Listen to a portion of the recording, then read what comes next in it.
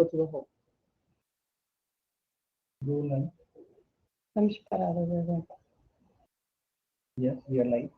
All right, so welcome everyone. Thank you for joining for the last slot of the day. So this is coming to an end.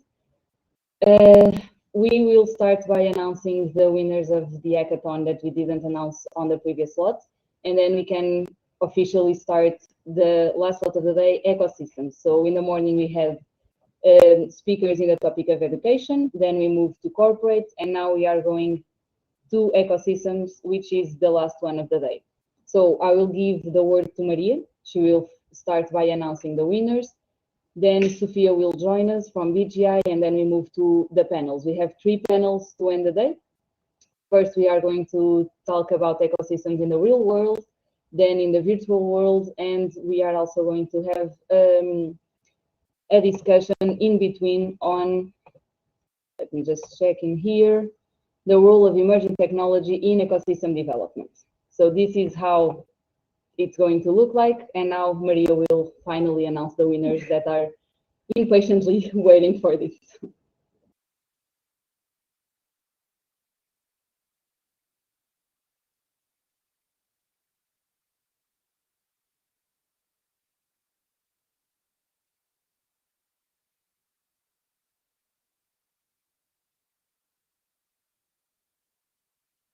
All right. Okay, sorry, these technicalities. Okay, so we will announce the winners of category 2 and 2, 3, and 4. Okay, so this should be on the corporate slot, but we run a little bit out of time with a really interesting discussion. So for all the participants that are watching us, because I'm sure they're really excited for this. Okay, let me see if this works. Okay. So, you should have heard it. Okay. So category 2, we have Linker with inclusion. So they won 12,000 Kais. Okay, this was a democratic voting. Had a lot of members in the jury, but also the participants themselves could vote on other projects. And Linker is about linking local experts to opportunities. It's an online and scalable platform that will empower local power. By doing this, all technique of the local experts can be discovered and be paid for that. So this is meant either for the agriculture, but also to the engineer of that country, okay? So congratulations to Linker, we're really happy. Just to say they were one of the teams that really engaged with us, they really worked really hard. So the organization is proud, the Alternate Future Center organization, get for really that the people could see this. And now, okay, drums again for the 3rd category, which is a little disappointing because there's no winners. And we will explain there was no project with public voting on this category. But it's okay because on the category 4 inside, who won was HR Who's. It's an initiative aimed to create a powerful HRMS for enterprises, organizations to automate their workflows. This image is just one snapshot of their work. Okay, they worked really hard. They have a prototype as well. They just created something that can manage everything about HR in one simple, intuitive platform. So congratulations to all of you. And now that the winners were announced, we still have 2 categories to go, okay? With a little bit, we will have first a talk and then a panel, and then I will announce the winners, and we will end this hackathon's winners announcement. So I will give the word to Sofia, who's gonna present what is ecosystems, right? Because before talking about ecosystems, we also have to learn about what they mean. It's not just in nature, right? So I will give the word to Sofia and stop sharing. And yes, the stage is yours. Feel free to do it. All right, so just confirm first that you can hear me well. We can, it's perfect. All right, perfect.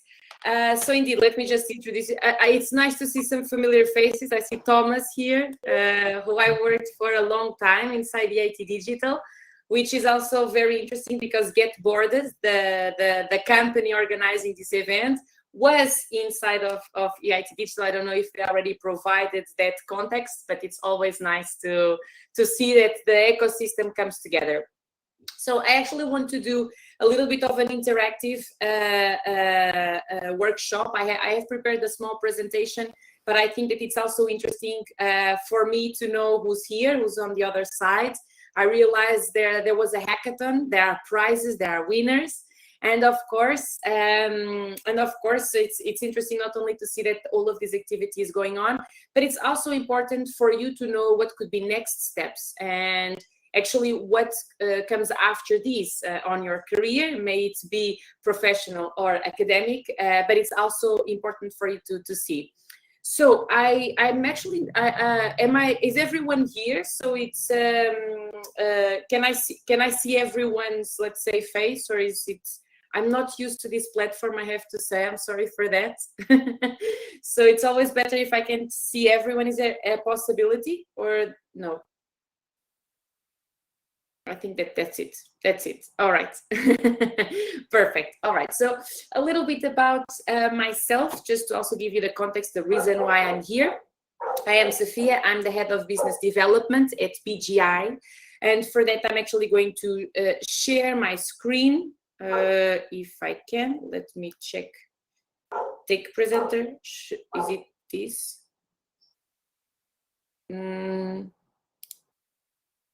Can I? Okay, it doesn't matter. I can also go forward without my presentation. So basically, I'm Sofia. I'm the head of business development at BGI. What is BGI? Building Global Innovators started back in 2009. And how did this start? So it started out of a partnership between the Portuguese government and MIT. And in this case, I think it's also interesting for you. Some of you have already started thinking, why is the boom in Portugal of startups? Why is the Web Summit here? And so all of these starts with small actions that go across time. So one of them was actually in 2009, this initiative that was a partnership between MIT and the Portuguese government. And I must say that this partnership could have been done with any country. Portugal tried to attract this partnership here specifically to boost talent. And of course, if you are doing an initiative in Portugal, we are going to have more Portuguese involved. So that was also the good advantage for the Portuguese government. What was the goal? MIT, the Massachusetts Institute of Technology, as you all know, is a leader in innovation, and they want to keep it that way. So they want to start working with the best deep tech in Europe across all countries.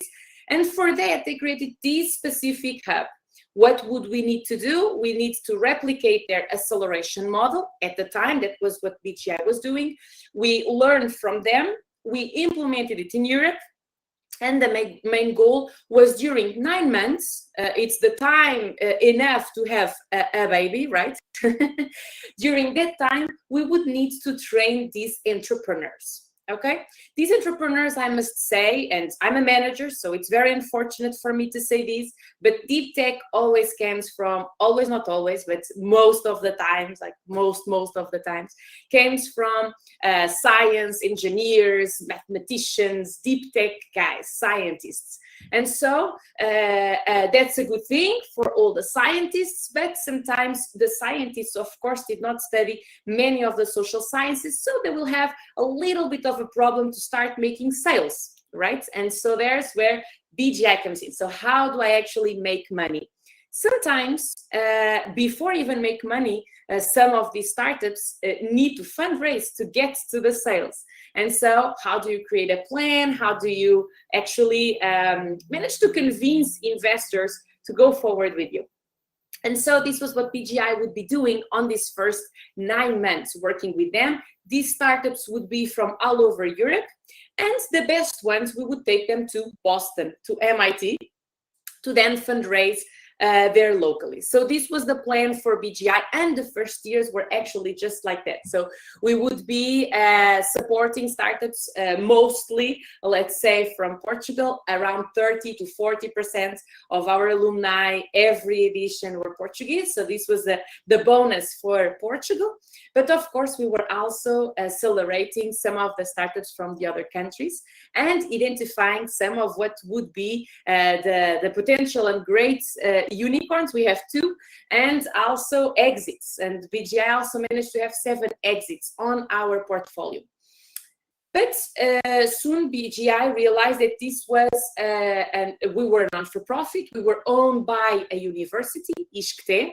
And of course, while doing this, we had to start creating connections, because the most important part, and out of my 6 years experience working with startups, the single most important, in my opinion, thing you have in the startup world is the network. So it is pretty obvious for me that the most important thing, if you want to be an entrepreneur, if you want to have a career in the innovation sector, is to start connecting with the right people. And the right people might be right around the corner. It might be a colleague of yours, and it may also be someone that is not part of your network yet. Okay, so, and the part of not being on your network yet will for sure endorse you to go to events, talk with people that you don't know. And sometimes, once again, this is a little bit hard, and I must say that Americans are great doing it. As Europeans, not so well, right? We are a little bit more reserved. We like to be in our corner. When we go to an event, we talk with the people that we already know. And so that's the Europeans. And so sometimes it's a little bit difficult to expand our network. And so this was something that BGI started doing from a very early stage. And actually, for the biz devs at BGI, we bring them to Boston so they could also get this training from the environment that it's lived there. The fact that people are always trying to, and this is something very interesting that I also think that to build an ecosystem, it's needed. They are trying to give you at any time something like, I know this person, I can give you an intro. I know this group that could be interesting. I know this VC, and they work a lot under the assumption that they will give you something today and you will return it back tomorrow. And somehow that's how their karma works. And I think it's Boston created a very interesting, because it's very condensed, very, I don't know if you have been into Boston, but I believe some of you have. It's very condensed. Everything is there. And so that's a huge advantage. So based on that, what BGI started doing was trying to bring that mindset to Europe and to our alumni, to the people that we touched. So for sure, for us, since moment one, events would have to happen. And I have to say that we are doing it online now, but we feel the difference is different. For instance, let's imagine Alex that is here. I can see is one of the faces I can see. So I'm just going to use the faces that I can see right now. He can come after the event and meet me and tell me, like, Sofia, I really like something you said about this, that, and that. Can we talk later? Or can we talk now about it? And we immediately exchanged contacts. Meanwhile, I found out that his nephew is, I don't know, dating.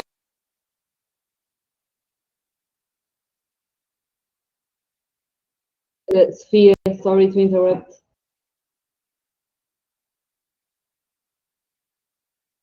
We stopped listening to you, so if you can just unmute yourself. I'm not sure why this happened. Okay. Can you hear me now? Sorry. Yes, it's working. Okay. Sorry. For some reason, I muted myself, I guess. And so for weekend, I was giving the example of Alex. And meanwhile, we start understanding that we might have things in common, that we can work with each other. And so that's something that is very difficult to do, obviously, online, because maybe, Alex, I will send you a request on LinkedIn, but that's it. And maybe we will exchange some messages, but it's always a little bit different. And this distance for us in terms of business definitely brings some challenges. It also brings some opportunities, and I will not. LinkedIn became my best friend, so I do a lot of business, and I find a lot of people on LinkedIn. But to close businesses and to create these connections of Alex then introducing me to John or Paul or whoever he knows, it's harder. So one of the things we understood out of this, the conclusion is one of the things we understood very soon was we need to create a network. And that's when we start not only working with several VCs, and the closest to us obviously were in Europe. So we start creating our network of VCs. We also start understanding the importance of having policy stakeholders with us. So we start connecting as well with the government, with several ministries that we thought could be relevant for us. And of course, and here, spoiler alert, because I started the presentation with this, with EIT as well, a very important entity in Europe that is developing innovation across the countries in Europe, with grants for the startups, which is always something very nice, but also with a lot of innovation projects that want to bring the connection between the startups and the market and the industry and the corporates. So super interesting what they are doing. So BGI start building these networks and trying to understand how can I play around with them in a way that they cross amongst each other. And so that's exactly what we start doing. So one of the major things that I want to bring here, and may it be or not related with education, all right? One of the most important things is indeed this connection that is important. It's important every time you meet people that are relevant in your life. And this is something new, by the way. When I went to Boston, there were people that asked me to mentor me. It's like, but I'm not a startup. I don't need you to mentor me. It's like, no, but mentor in your life, in your career. So actually right now I have 4 mentors of people that I regularly talk with every month, if not every month, every 2 months, no longer than that. There are people that I update on what I am doing in my life, and typically they give me tips and ways for me to improve. This is something that I've never had in Europe, for instance. But this is actually very interesting because they give me a lot of opportunities, and even when I'm organizing an event, an acceleration program, an open innovation program, when I'm working with a startup, BGI right now recently raised a fund, so we are investing as well in startups. They give us a lot of support in due diligence. They give us a lot of support as well in connection with others. So this was something that I've learned that was very important. Of course, right now we are trying to bring back the online, we are continuing the online, but we are bringing back the physical events because we do realize that was very important for us. And we also start understanding that those partnerships that are key, and I must say, and I'm looking here to some of them that are our partners, for instance, the University of Aveiro. For us, it's absolutely essential to have partnerships with universities. Why? Because they have the deep tech inventors, right? So we need partnerships with them. I see others here, they are enablers of BGI, like Demio. They do have incubation, they invest in the startups, they support in the creation of a team, which is very hard to find these days. And so in that sense, we always try to collaborate to check what cards can we exchange, right? And so on and so forth. So we do have here a lot of options to work with. The most important thing is that these small, let's say, activities that seem like they will not have a huge impact, when you sum them together, like Startup Portugal, the initiative itself, aggregating all the incubators, aggregating all the accelerators, BGI together with EIT Digital, putting up a report that is called the top 25 Portuguese startups, who are the best, who raise more capital, who have more revenue, so on and so forth. So all of these small things ended up connecting us. All of the events we did to present those things, to bring the entrepreneurs on board, to bring the corporates for them to also know how to scout, how to work with them in the future. All of these small little things sum up to something that starts becoming an ecosystem. Starts becoming an ecosystem when you see that there is a relationship between the corporate that want to do open innovation, between the startups that actually start having, and this was a problem that, by the way, when we started in 2016 with the report that I just mentioned, we found was that we only had 3 Yes, with no. Yes? No? We only had seed and pre-seed money, and so it was very hard for us to get investment at the early stage in Portugal. And then we start realizing with all of these connections, we not only start showing the successes we have, we bring a little bit more credibility for the market. And now we managed to have Series A, which is more Series A, more frequently Series A. So you start checking the development of the ecosystem through this.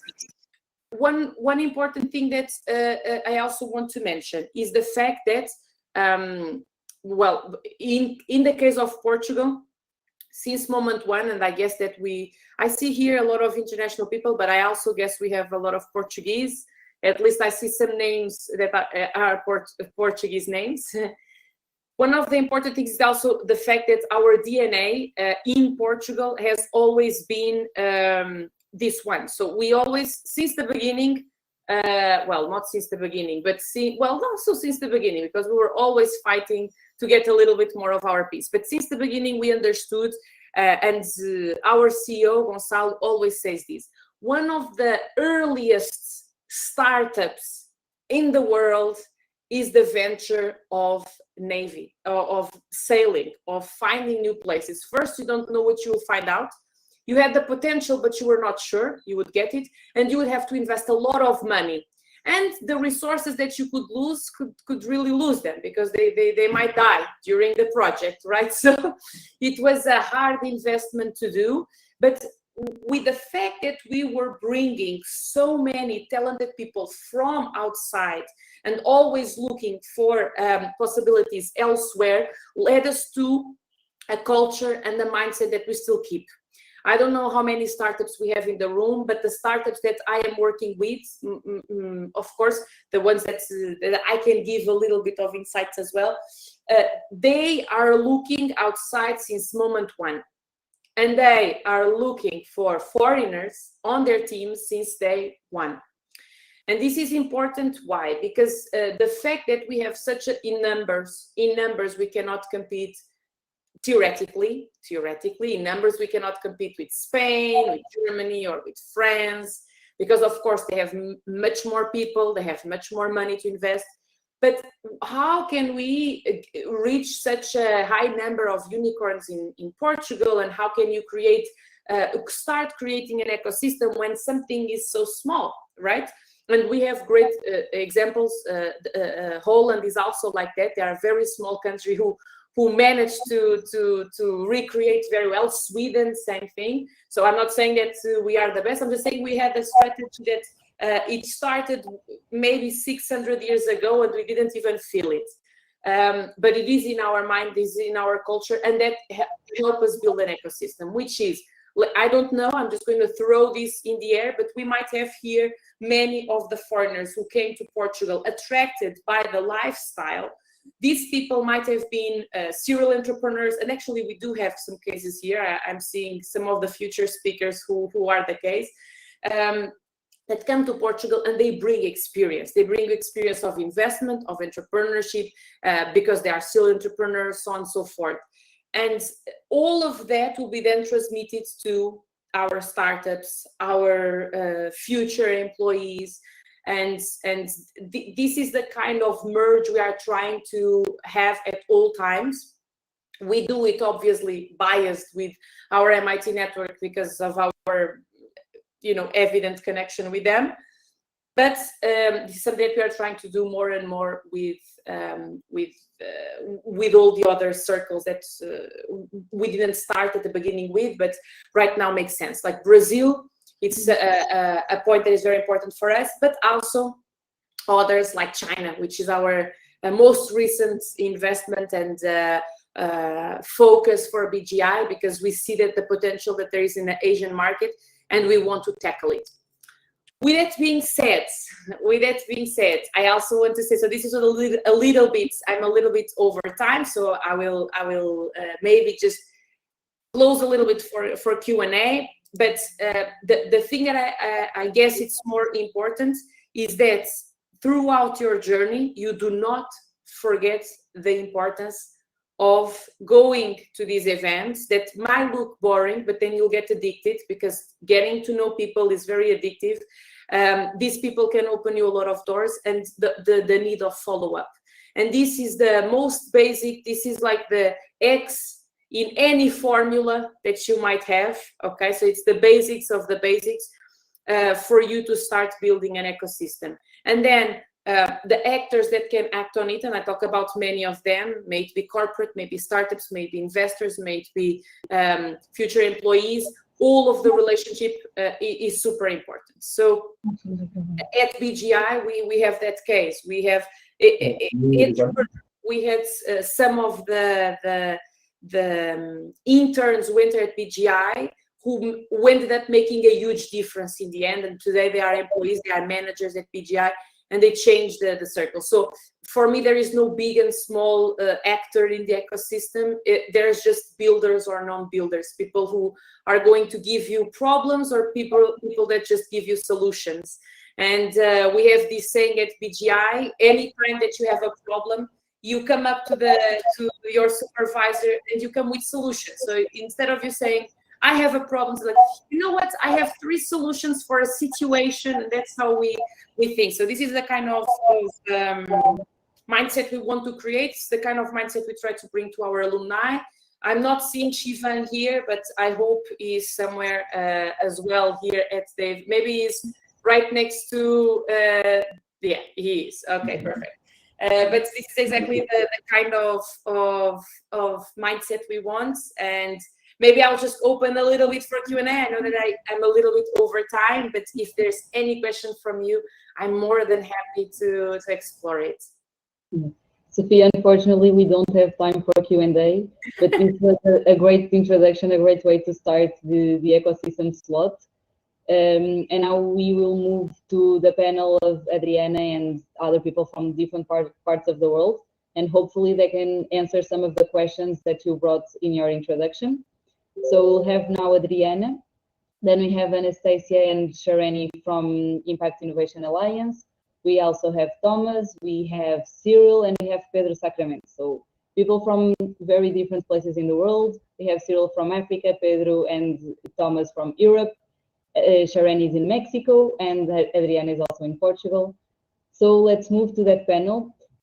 For the panels now, maybe I will ask you to shut down your cameras so we only have the people on the panel, and then for the other panels, the panelists can open their cameras, and we'll keep doing that for the rest of the day. Okay, thank you again, Sophia. Great introduction. And I will move now to Adriana and all the panelists, and thank you guys for coming. Thank you. Hello, everyone. It's a pleasure for me to join this summit and to moderate this panel. Now that we heard Sofia from BGI making an introduction about this matter about the ecosystems, I would like to start this informal conversation by asking each one of you, what's an ecosystem for you? In a simple words, in some few words, what's an ecosystem for you? I will start by the ladies. Anastasia, maybe, okay? Yes, of course. Hello, everyone. So basically, as I see it, what is an ecosystem? It's just a complex network, or better said, an interconnected network of different actors, tech enthusiasts, talents, service providers, research centers, companies, startups, that all work together to shape an inclusive environment that at the end can benefit each actors and give them the ability to thrive. Thank you, Anastasia. Cyril, you can be next. Okay. Hello, everyone. Good to be here. I hope I'm heard, just to confirm. Oh, excellent.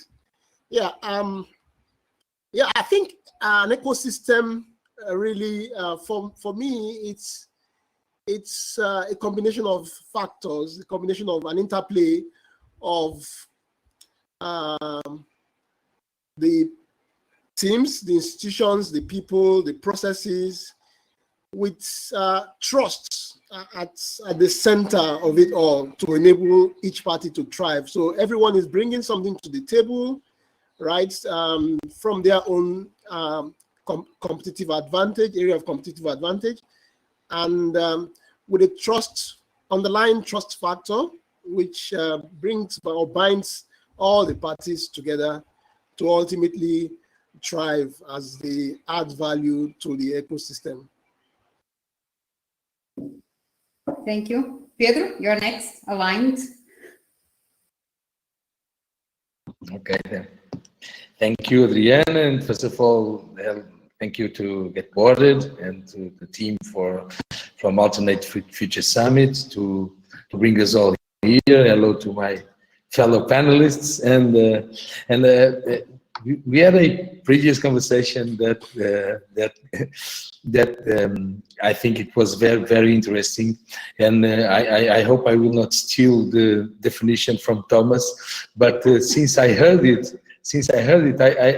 it was quite inspiring to me. He used I'm sorry, Thomas, you can say it again after in better, and I'm sure you will say it better. But I heard you referred something that it's a set of behaviors and rules, and I think that's something that kind of crystallizes what an ecosystem should be. So it should be something that connects us all, but a place where we all know what rules we have, and how can we and how should we act, so we can like create the proper environment to start up and to scale our businesses and our technical solutions. So it was very inspiring to me, this because like here in Startup Portugal, we try to act as an enabler of that idea of an ecosystem by mapping and strengthening the incubators that we have throughout the whole country, by creating the conditions to attract more funding through the public investment tools that we try to develop, by retaining tech talent and invite talent from abroad, by helping startups in their scaling efforts.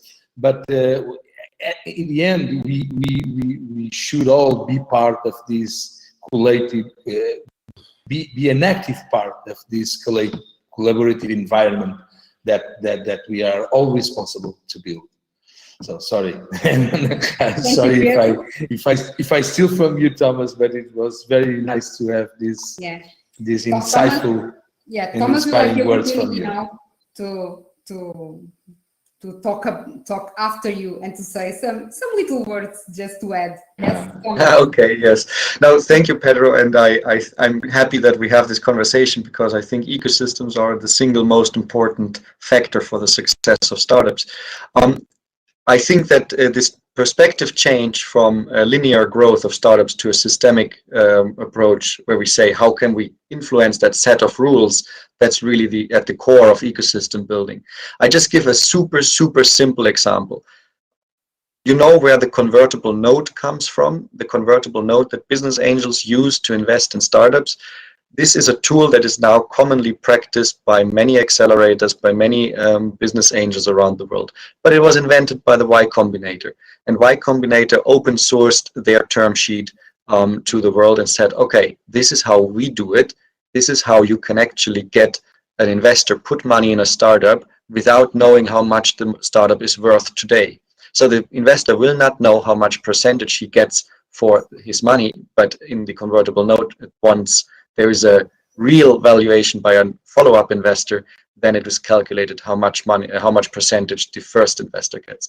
And this was a breakthrough invention in the startup world, and it really enabled, by rule setting, setting the rules, how to invest in early stage startups, it really enabled high growth of tech companies, because they were able to get money that they desperately needed in the beginning without being able to prove a certain valuation. And I think this example, if we can replicate this in other domains, then we're building ecosystems. If we say, what problem do we see? Where does it not go fast?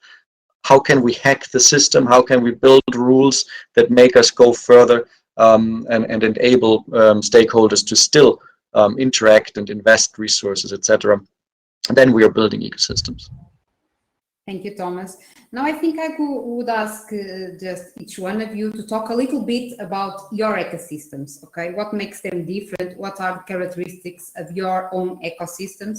Because people already know your name, know where you come from, but I hope there are some different realities. So just to talk a little bit about your ecosystems. Anastasia, you can start. Yes, of course. Well, I come from Slovenia, which is a very small country in the middle of Europe of barely over 2 million people. And I've worked in a startup myself for a brief period of time, and now I'm working in a company, Transformation Lighthouse, that is in very close contact in coaching and mentoring actually other startups and working in accelerator programs.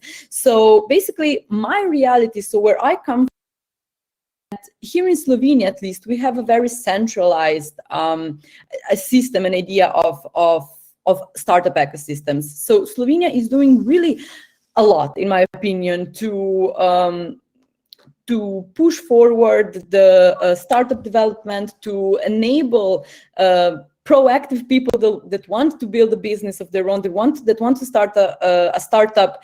They actually, it gives them all the necessary tools. We have a very good system of tenders and call for grants that enables these early stage ideas and startups to develop further. But what I think, in my opinion, Slovenia lacks is, as I said at the beginning, is very centralized. So since we are so small, maybe this is a characteristic because of our smallness of the country itself. We are centralized mostly in one city, which is our capital city, Ljubljana. There are a few incubators, co-working spaces and hubs operating in the coastal region, the Primorska region, as we call it, and in the Styria region.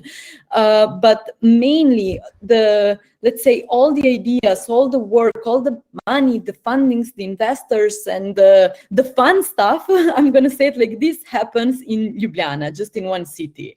But what we are trying to do at the Impact Innovation Alliance is exactly that. So moving forward above the regional, the local, and try to actually help, let's say, startups and even student projects or other I'm going to call them projects generally, to move above these limits, these borders, because for us, for example, a startup that wants to succeed here in Slovenia, the market cap is so small that we are going to absolutely need to move forward, move other way abroad. If we want to succeed, if we want to become someday, I'm gonna say a unicorn, a Slovenian unicorn, we need to move forward because our market cap just doesn't suffice the needs for that kind of success. That's why at the Impact Innovation Alliance, we are a decentralized hub, and I'm not going to identify ourselves as an ecosystem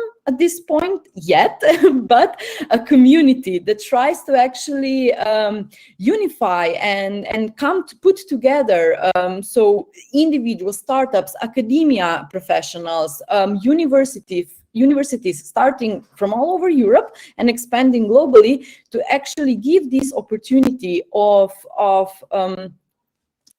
enable startups to go immediately on a European scale, on a scale of the European Union. And this is one thing, operate mostly online, virtually, because we come from so different places all over the world. I'm in Slovenia, Shareni here is in Mexico right now, and we're still able to manage and to do some projects that actually have a global scale. Thank you, Anastasia. I'm looking to the time, and I think to moderate this panel is going to be really difficult because we want to hear everything you have to say, but the time is rolling. So, Cyril, talk me just a little bit about your ecosystem, and I want to ask you, what's the opportunity you can see also in the ecosystem? Okay, thank you very much, Adriana. I listened to Anastasia talk about the size of her country and all of that.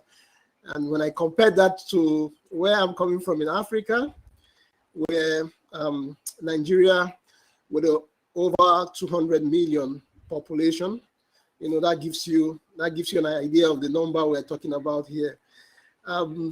Yeah, in terms of in terms of our reality, there's actually been quite a lot of attraction in the fintech startups and also in other startups that are addressing different problems. Now, the trajectory really over the time was the focus at the onset was in payments. So most startups at the early stage were focused on payments, right? Because that seemed to be like the easier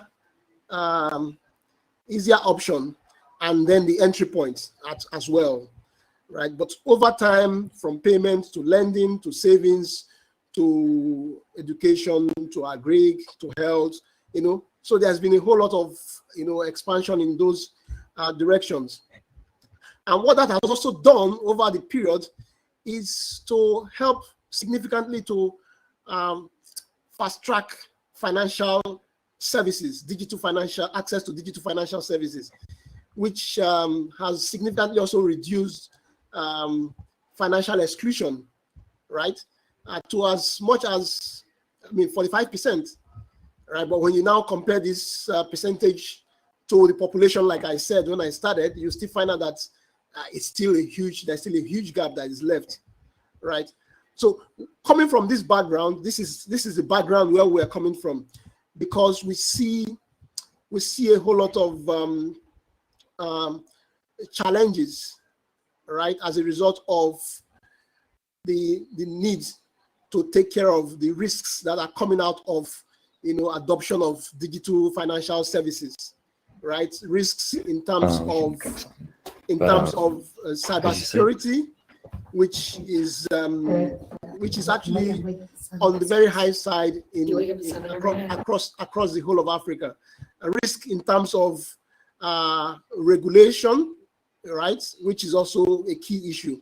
So at RegTech Africa, our focus really is leveraging regulation and innovation around regulation to help solve some of these problems, reducing those risks that we see, helping to and by so doing helping to strengthen the ecosystem, because the ecosystems are still very much fragile. They need to be strengthened. They need to be well organized. They need to be well regulated, so to speak. And so we do a whole lot of this, leveraging our own community, which cuts across all parts of Africa. First of all, by trying to educate, because we find out that education is one key tool, because level of awareness may not be as high as you want them. So we believe in using education as a key tool, and of course building synergy, collaboration, which is also very, very important. Ultimately, at the end of the day, it's all about shared value, shared purpose, which we try to imbibe at the center. Thank you. Thank you, Cyril. Pedro from Portugal will help me gain some time. Yes? No. Pedro. I will be very brief, and especially because Sofia did the pitch, yes, for me in the beginning. I will just add that we also relate a little bit with what Anastasia referred to, because we are also a small country. I think a good thing is that we kind of work nationwide. We are not that centered in Lisbon. I think it's something that we should keep developing to become more, to take more advantage of the different traditional industry verticals that we have throughout the countries, and to combine the efforts of the incubators and all the living strengths that we have throughout the country. But also one thing that is a challenge, but also a good thing of being a small community or a small ecosystem, if we can call us that, it's that we need to look abroad immediately. once we start our venture projects. So for Portugal, it's quite easy to understand that we should use our country as a sandbox, and then we should go and find other markets. And so we are trying also to be a perfect gateway to attract more entrepreneurs, more investors from other regions, other ecosystems, other continents, other geographies, which that came in and bring us a more richer perspectives, way of doing things, and also I think, and I trying to shift for us as a continent, as a more broader space. It's quite interesting to see what's happening in Europe, as a lot of countries try to align their efforts to create what is being called startup nation standards. So we can gather, so we can all together build a proper ecosystem, and not just a number of neighbors and communities that in the end have such different regulatory systems that ended up not to create a proper ecosystem where we all know the rules and we all know how we should be, how can we guide our efforts throughout the whole continent. And as we say that we have an European market, that has to be a little bit more than just a common kind. We really need to set up these 8 points that comes to the fast creation of companies and startups, to the importance of social inclusion, diversity, and the protection of democratic values. And I will invite you to visit this Startup Nation Standard website that was created by the majority of the countries that are part of the European Union, to understand what are the challenges that we are all facing to create what we can call a European ecosystem. Thank you, Pedro. Thomas, what about you? What opportunities and what is the future of the ecosystems? That is a very big question, but I can say what we are doing to help the future of innovation. I've spent more than 10 years in the creation of startup communities and working with startups, as Sofia said, with the European Union, EIT Digital, before with Microsoft, before that in Munich with the Technical University. And in last November, we started our own company with experienced ecosystem builders called Deep Ecosystems. It merged with the Startup Heatmap Europe, which is a data platform. And since then, what we do is we help ecosystems and ecosystem initiatives all around the world to grow their impact, grow their effect. And we do that as an accelerator, actually. We accelerate ecosystems like others accelerate startups. And for example, Cyril here is with his initiative RegTech Africa, has been participating in our program. Also, Alternate Future Summit itself is a project of our accelerator, participated as well in the program. And we have 12 projects at the moment that we support. And what we try to do is we try to work on this mechanism, on this logic, where we really can change the blockages. We can take out the blockages of the system. So if we, for example, Cyril, if I just may talk a bit about your project, which I find is one that is the most inspiring that I've seen in the past.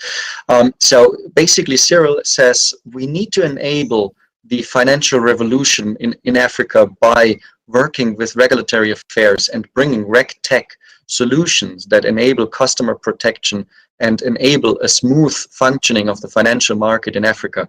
We need to enable that. And the big blockage here is that the international solutions for customer protection and anti-fraud and so on, they don't really work in Africa. And the other problem is that the solutions that are built in Africa for Africa, they are not connected to the decision makers. That is the banks, that is the national banks, that is the regulators. And this is just, there's a lack of trust and a culture of looking for homegrown solutions for these problems. And I think what Cyril does with the RegTech Africa Summit is really like bringing together these two groups of the, let's say, institutional side, the regulator side, with startups. And that is a super innovative approach where you say we build trust between two unconnected groups, and they can interact. And I think that Cyril is doing a fantastic job doing this with his blog, his magazine, as well as with the conference. This is I think also, for example, here what we do with Alternate Future Summit, it's a similar story. We basically have a lot of innovation in HR tech, human resources, a lot of new startups going into that. But if you look at the adoption of HR tech solutions in the big corporates, it's very low. You don't have the uptake, because what is actually lacking, and I think that Shivam and his team with Maria and Marta, they really realized that there's a gap.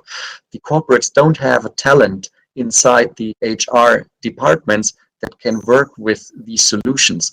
So building like a program for traineeships that enables corporates to easily start to adapt these HR technologies and look into them, start experimenting with these solutions, solves really this problem of these high entry barriers.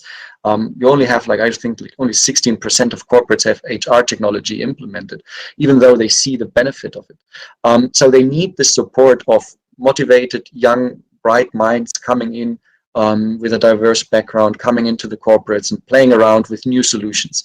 And that is a very, very effective way of ecosystem building. So I think that what we are trying to do is we try to build solutions together with entrepreneurs all around Europe that can boost the ecosystem and find these little hacks that unleash the power of innovation and make the world in the end a better place. So I hope we contribute a bit to that. Thank you, Thomas. And what about the regional aspects of an ecosystem, the local conditions, the importance of geography? I don't know which one of you wants to start talking. Put your hands on wants to start talking about this matter, about the regional aspects. If you want me, I can give my living in Latin America. Shareni, you must talk a little bit louder or more near. Okay. Okay. So Latin America has advanced considerably in promoting the ecosystem, but there's still so much work to do to unify all the ecosystems, especially because the new generation of entrepreneurs looking not only on a national scale, but also on a Latin American scale. And unfortunately, we lack a regional support system. You know, so this is the reason why we need to promote different levels of collaboration and partnership between organizations, key actors, universities. And as a result of the pandemic, I think different ecosystems came together in Latin America. So in a short period, the ecosystem is improving, it's growing in every aspect. So a lot of organizations are offering open innovation competitions, these kind of events where people from all over countries can connect, and also a lot of co-working spaces are emerging, hubs and other support for startups. And we can say that Latin America ecosystem is young but strong at the same time. And I'm optimistic that as a region, we have a promising future, but still we need to work on it. I can, I mean, from what we see across Africa, there are four big blocks, right, of ecosystem, right? In the north, you've got Egypt, you know, in the northern part. In the southern part, you've got South Africa. In the western part, you've got Nigeria. And in the eastern part, you've got Kenya. So now these are the four big blocks across the continent. And what we see over time is each of these blocks, you know, have a strong influence in their specific regions. And we're beginning to see some smaller ecosystem, you know, beginning to grow from those regions, as it were. So gradually, this dominance and influence is also kind of rubbing off on the regions. And I think that's, at the end of the day, is going to be very good for the continent when we now begin to see other smaller countries, becoming very strong as well.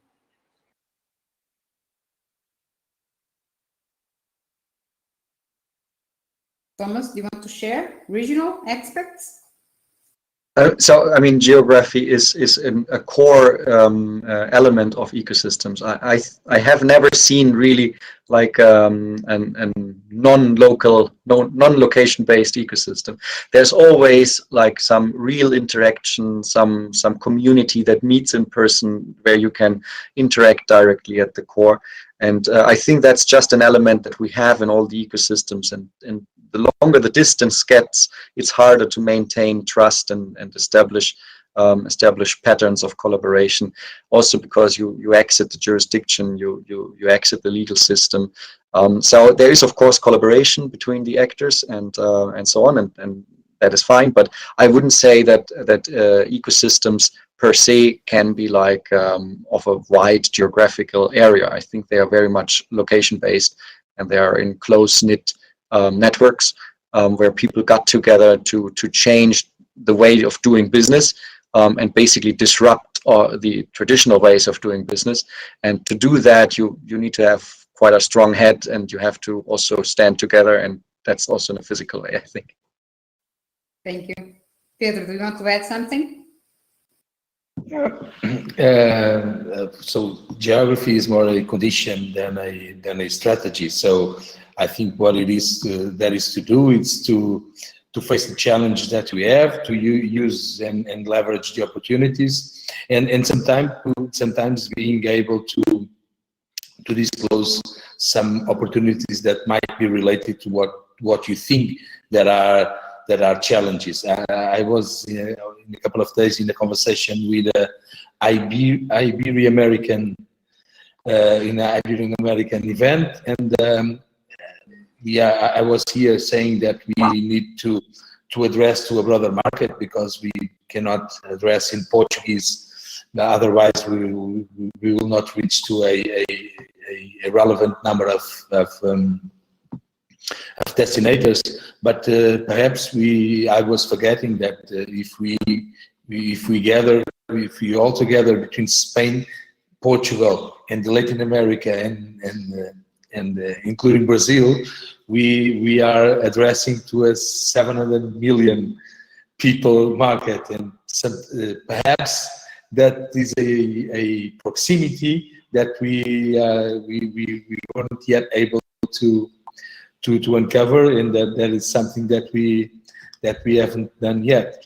So geography, it is what it is. The size of the communities are what they are. The thing is what we can do with that, and how how can we change these challenges to opportunities. Thank you, Pedro. I think that though we know the characteristics of the geography, we are all from different places in the world, okay? So, and I think you all interact with each other, okay? So the ecosystems interact with each other to help the startups. And nowadays we know our startups want to go global, so they will go to Africa, or the African can come here. And I think that relation, it's getting bigger each day that passes by. I think our time ended. Okay, I want to thank you all to share with us your ecosystems. I would just say some words that you talked these words. You talked about trust. You talked about the set of behaviors, the rules that are needed in the ecosystem.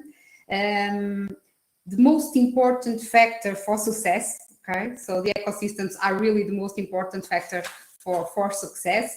The shared value also, and the regulation that is needed. So just some words to synthesize what you have been talking, and it has been a pleasure for me.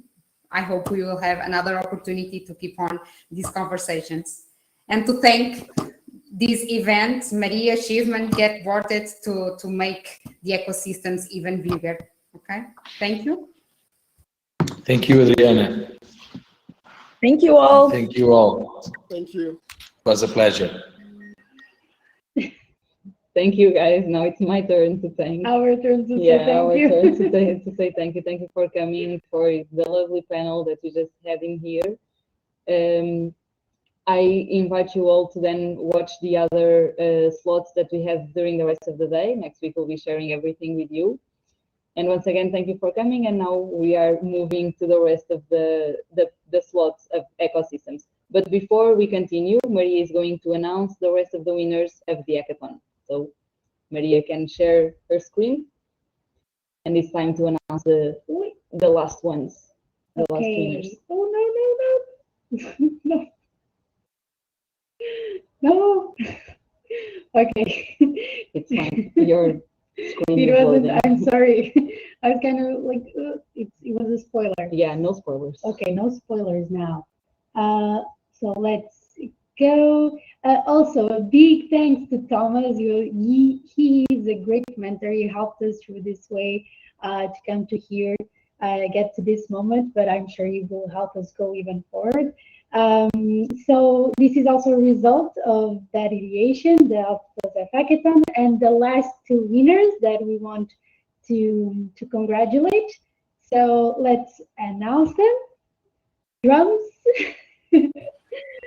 Okay, so in the category of inclusion, the winner is Efortica, project and work tracking. So basically they're a tracking system under one single application. So both project managers can track the work, the employees, the managing task well, but also the workers can control like their productivity as well, and have a proof of their work, and also use them to talent appraisal.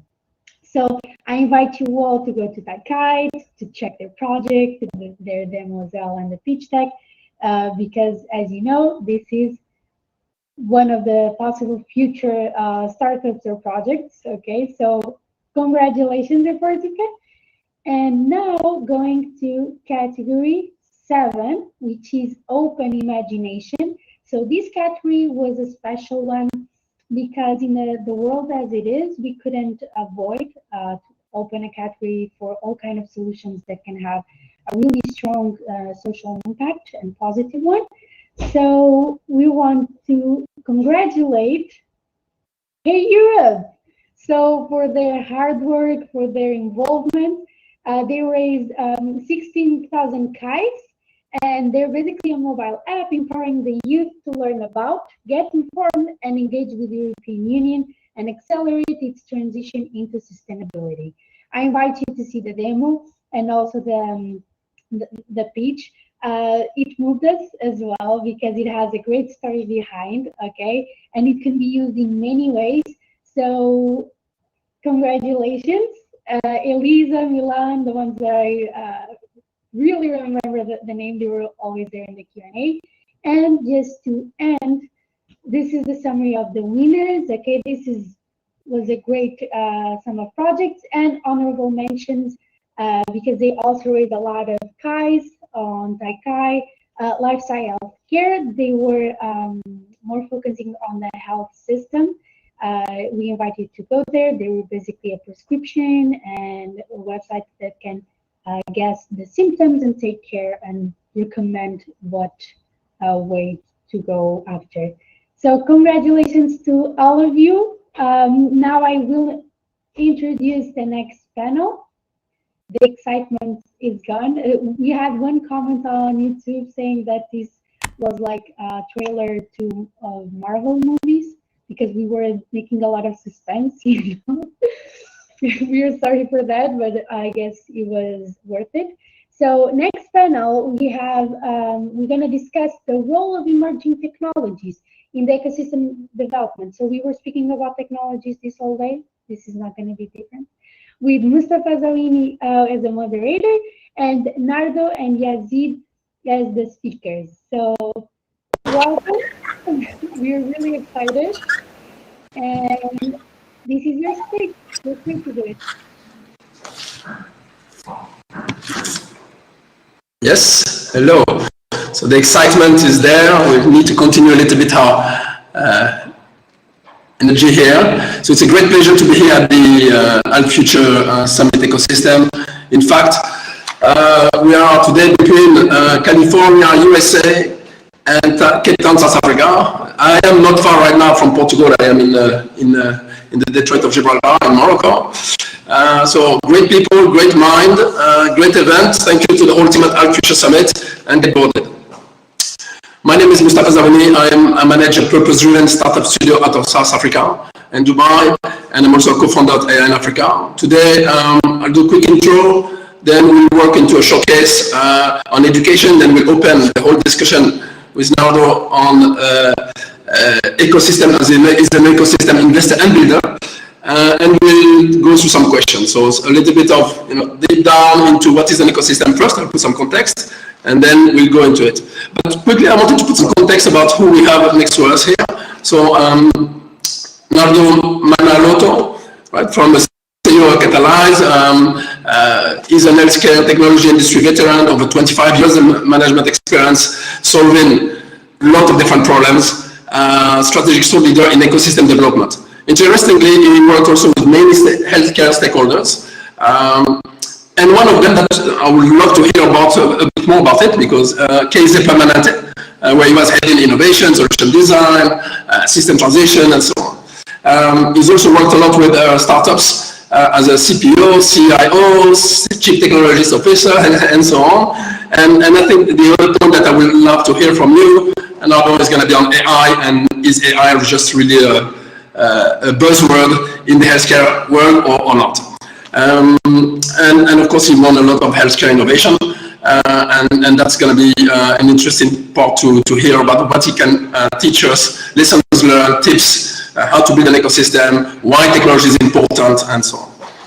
And then we have Yazeed. Yazeed is a Chief Marketing Officer at Valencia Institute, amazing startup. So we're going to hear all about it after this. His first exposure actually to online environment and digital marketing started at the age of 10, and since then he's been there.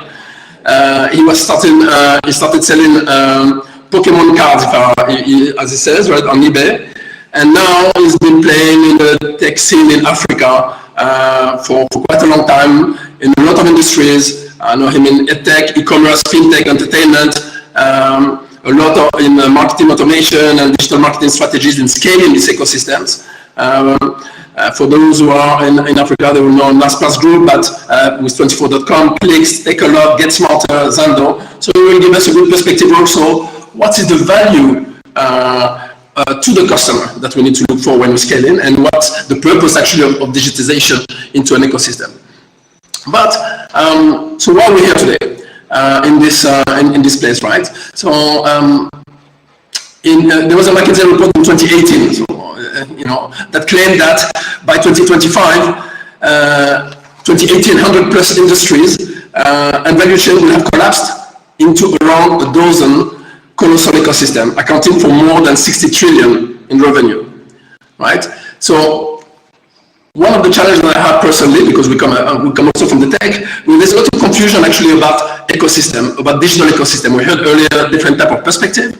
So I want to put a little bit of context before we start, and to actually oppose platforms, right, which are the technologies, really, and ecosystem, which are made of product, people, and organization. And often, and I will share after that on the link, some link around the definition, and often there are splits of this ecosystem into either a multi-product ecosystem, which delivers basically a new form of bundled product or services, and basically, as an organization, is where should we play? And a multi-actor ecosystem, which is basically more about who will be on our team, what are the rules, how should we have, what will be the deal, right? And what we should do, and what we should let other people do. And often it's actually a combination of these, and the main player, the big player, is actually combining all of these together. So let's start with Yazeed. Yazeed, COVID has been a major impact in education, in school access, as we know in AI in Africa. Yet at the same time, it's been an accelerator in tech enablement. Can you please share a little bit what is your organization doing as definitely disrupting that space, as a private online school? What is the experience and benefit to offer to the learners and to the customers? Who are the customers? And actually, I'm interested to know also how broad you think you offer to the customers will go. Because you're starting now, and therefore digitization, is it really, does it make sense? How does it make sense, and how will it actually increase your offer? Do you have a couple of minutes to tell us a little bit about that, and then we'll move on? Sure, thanks. I think to start take a high school model, digitalize it, and work with leading universities and high schools to create an opportunity to essentially increase access into various ecosystems and help those individuals, get something that they haven't necessarily been able to get before. So you asked, who is our actual customers? Our customers are mainly focused to be high school kids at the moment, and there are plans to roll it out into other, areas of learning. And what we find in this type of ecosystem is that there's a constant development in order to be able to increase that access.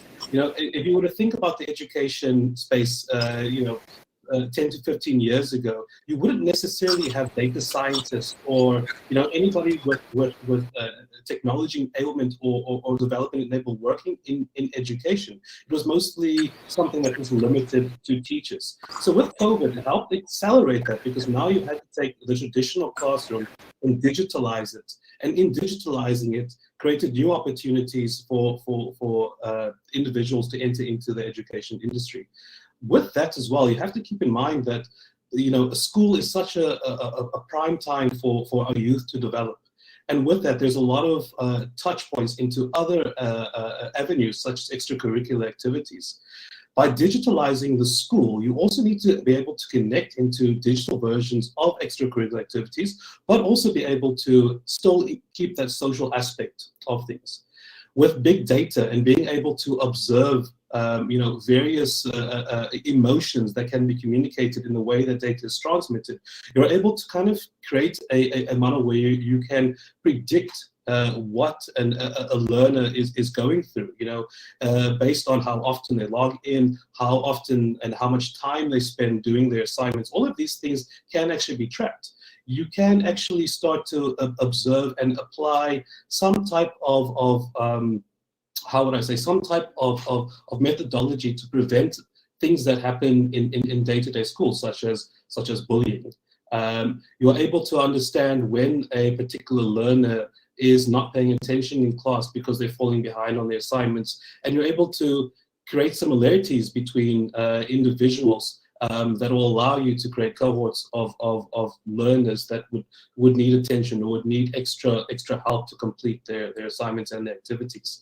And I think, with where we are in South Africa as a nation, tying into extracurricular activities that move our nation forward is something that is going to be paramount, and it's going to become more of a focus as we move into the future. There's so many ecosystems that do exist and do overlap with each other, that if we look at what these ecosystems are trying to achieve, it kind of all comes back into the collaboration effort. And if you start that collaboration effort off in schooling, by the time these individuals graduate, they are going to be creating a future that is going to be empowered by technology and break down the barriers that we previously had in a nation like South Africa.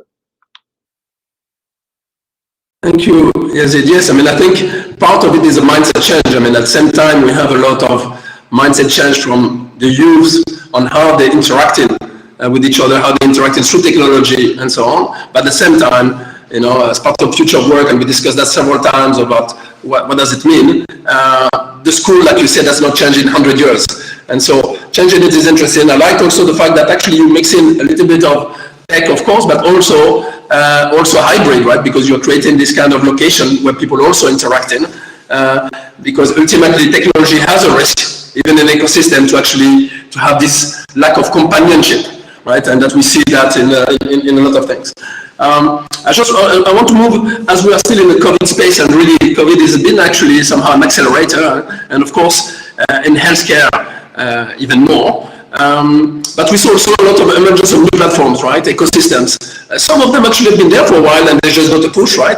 Around a seamless hospital, managing acute care to support chronic conditions, and so on, right? And that's why I was interested in Case Permanente. I don't know if we pronounce it this way. And then we saw the rise of Pinhan, like a good doctor. I myself booked on an app, right, to book my vaccine, or Babylon Health in the UK, and so on. So if ecosystems are a driver for future growth. Now, if you take a perspective much higher from you as an investor and ecosystem builder, how can an organization make the right decision in this world of ecosystem-driven by technologies? And actually, I want the second question, because that's going to be also, and like I mentioned earlier, what are the techs that's really disrupting these disruptors? Because healthcare has been there also for a long, long time, right? And so how is AI really disrupting things right now, or is it just too early to say it's bringing AI to the disruptors? Okay, thanks, Mustapha. I think that's a really good question related to AI and healthcare. So in the healthcare space, if you look at this industry, we're plagued by a lot of things, right? So one is we do a lot of manual paper-based work within healthcare, and that is prevalent across the industry itself, right? The other is we are an industry that is resource intensive, meaning human services, clinical physicians, administrative finance people. It's very human intensive. So that means from a cost standpoint, it is significantly high, right? The other component to healthcare is we have so many different problems to solve, right? So a good understanding of what the problems are first, because it pops up every day.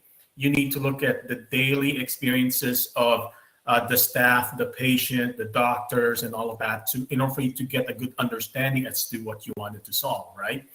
And there's definitely a lot of that stuff. And then you also have to have a good understanding as to what is the innovation life cycle. Because in the healthcare system, I'm sure you're probably really familiar with this, we have the concept of what we call legacy systems. So legacy systems are basically, these are the old systems that are weighing the industry down, right? So there's a lot of need from an innovation perspective.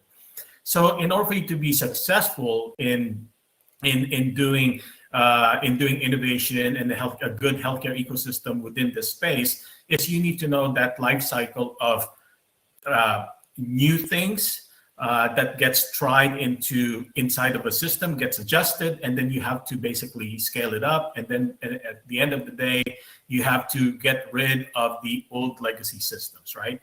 So where does AI play in? AI play in all of those things, right? So AI can play in a lot of task automation. For example, one task automation, prior authorization. You could pretty much automate that and create what we call the concept of virtual employees. These are software agents that basically are AI-based that would do the work from a system point of view, like a software robot, but not necessarily have a physical human-based employee doing that stuff, right?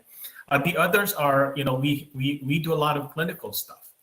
For example, reading x-rays, reading pathology slides, looking into medical reports so you could figure out what diagnosis and procedure code to bill for. These are all areas of for good improvement in AI. It's already happening now. There's a lot of stuff happening in that space, right? And then we're also very device heavy. We have a lot of devices. We have hospital devices. We have remote patient monitoring devices, and that deluge of data that we have. I think Yazeed mentioned something about data in the education space. If they have that data, we have even more. We have even more data in the healthcare space. So the need for AI to look into patterns and looking into insights that physicians and clinicians don't actually even know before, right? So like an augmentation of knowledge, we need that as well in order to advance clinical protocols, clinical processes, and things of the likes, right? So we have a lot of startups, and I view innovation, based on my experience from both the corporate side, the investment side, and having my own innovation ecosystem for the healthcare portion as well. So yeah, if we see that there, tech is an important aspect, and again, I'm still not convinced that AI and when it is really bringing that ROI. But what would you advise now for standalone company, whether it's a school, and it's a question for both of you, right? Or healthcare organization or hospital or else, how to move into an ecosystem. I mean, do they need to move in an ecosystem if I'm a standalone? Should I create one? Should I be a complementary one? I mean, where do you see that space moving? If you are today, or maybe I'm already one that I'm not digitized. So how do you view that? Maybe Nardo, you can start, and Yazeed, you can follow up from your side.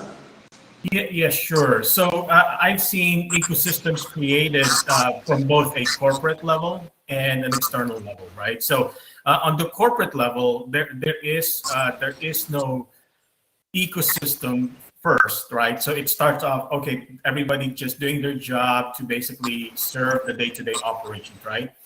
In order for you to create an ecosystem, you need to basically say, gosh, how do I do things better? So you need the word innovate. I need to innovate within inside the walls of the corporation. And in order for you to innovate, you need to start thinking about, okay, well, how do I do this much better? How do I come up with ideas that are just off the wall sometimes and that can totally turn the landscape around on its head, right? So you have to get a lot more, you have to get out of your conservative views and conservative ways to basically create a culture that is more risk-taking and risk-bearing, right?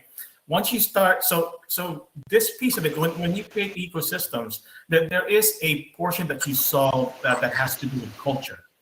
If you're not able to create a culture of innovation, a culture of change making, then the development of an ecosystem is quite hard to do. So what do you do to basically change the culture in an organization and even outside, right? You basically, one program that we had with Kaiser Permanente that was pretty successful was we created what we call innovation hunters. And basically the purpose of this role is to find ideas, to find problems that are, hard to solve from frontline staff, and then generate ideas related to those problems, right? And then the ideas need to be not just the same old ideas. It needs to be something that is a lot more far-reaching and a lot more different, right, with the use of technology. And then on the outside, it's pretty much the same thing, right? So in order for the only difference from the innovation ecosystem from the outside is a lot of technology companies actually don't know how to navigate the corporate area. So in order for the innovation ecosystem outside to be successful, you need to be advocates for the technology startups to get inside of corporations in order for them to get supported, get the funding and the revenue in order to continue making a difference. And Yazeed, to put an analogy here and to complement here, in the fintech space, right, we've seen a lot of the banks were heading each other, right, against each other and competing with each other until actually they realize that there are all kind of the players, right, decoupling what they're doing, and so how do you see that into education? Because that's also a very kind of traditional, ancestral, system, right, and culture. Absolutely, and to start answering that question, I think in the previous session where ecosystems were defined, we heard Pedro and Thomas allude to the fact that essentially an ecosystem is a collaboration. It's a group of individuals working together, and externals kind of create a team to move things forward. Now, if you look at the education industry, essentially what happens is these learners, we are preparing them to essentially take on the world, and part of that it needs to involve some type of financial literacy, Where these banks, essentially are in today's world is they understand that in order for them to remain, prevalent in the future, they need to be able to reach out to the youth, and they need to be able to grow the youth into individuals that understand, the products that they offer. And I want to go back to the point of collaboration. Where individuals can be rewarded for things that they do within a school level. It essentially establishes a platform and an idea where they can connect into bigger things, and being supported by a bank, it is something that can help them a lot in the future. I do also talk to the facts of other places, and I'm using the context of South Africa, where we've seen technology impacting our ecosystems and the development of our ecosystems. We have a lot of startups, and by startups, I'm using it in the most grassroots scenes, almost individuals that have looked in their backyard and decided to create a business to support the future. We sometimes separate technology development and the impact that it has on these individuals to create the businesses. If you take it, for example, in South Africa, the rise of on-demand technology has empowered so many individuals to essentially overlap with ecosystems that weren't necessarily identified by the tech space. Take, for example, your Uber Eats, or what we have as locally Mr. Delivery. The use of GPS technology and on-demand technology, and essentially using AI to match suppliers and users that are requesting demand. If you look at that in its own, that is an ecosystem. But what that also has empowered is individuals that are in the scooter manufacturing industry that support these ecosystems that were essentially born by technology development. And if we look at ecosystems as this collaboration effort, we notice that ecosystems often overlap, and the glue that holds them together is the technology and the development of this technology. And that development of the technology is something that we learned in school back in our youth. It's a completely different technology that our youth is learning today. They understand that they need to adapt to these technologies and plug it into ecosystems to continue the driving forward of the surroundings. Yeah, I think you touch also on both on the data at the beginning, right, and then how now technology is going through to be the driver actually to change, to transform these organizations. But again, if we talk about AI, we're talking about data. If we're talking about ecosystem, then my questions come back: who owns that ecosystem? Who owns the data? Right? How you see the data planning? I'm a big advocate of how to use blockchain in consent management, in tracing your data, and so on. How do you see this combination of where is the data going? How do I control it? Who owns it? In both cases, you are in healthcare, Nardo, around very strongly regulated, but at the same time we saw data changing from being a top-down approach to being a patient-driven approach. And Yazeed, similarly, you cannot market to kids, and the image, facial recognition, and so on is a big issue. So how do you view that? How do you protect? What are the challenges that you see around the data ownership? Who owns this data? And so on into this environment that you're familiar with. Okay, I will take a first stab at that. This data ownership is a very, very complicated topic, right? So even here in the US, we've been talking about that for quite a while, and because of AI and big data and all that stuff, it actually worsened, right? So the kind of movement that we have here are several things, right? So one is the what we call data transparency, right? So meaning one area where we could improve on is, well, if I am a patient of a big healthcare organization and they are sending my data everywhere to, for some use, I need to know about it. They need to tell me what's going on with my data. So that's a data transparency component, right? So the second is, the typical HIPAA stuff, right? So where you have a regulatory system and GDPR and CCPA. These are regulatory systems within the healthcare industry that basically said, I'm going to be protecting data, and confidentiality from a regulatory standpoint. So that's already in place, right? The third is we also put what we call a consent process when it comes to sharing data, right? So the consent process becomes quite cumbersome for a lot of technologists, a lot of startups, mainly because, okay, well, in order for me to use big data within my AI product, now I need to go through a consent process with all these different folks, right? So the consent process is also another one. And then lastly, in terms of data ownership, the legal aspect here in the US are now starting to get involved between how startups, corporates, and investors actually negotiate the data parameters around data sharing. So if you look at that, because there is that saying that data is the new oil, right? So there is a monetization aspect that goes along with this. So anything that has a monetization component actually gets wrapped up around with legal and compliance type of policies and procedures. Yes. Is it?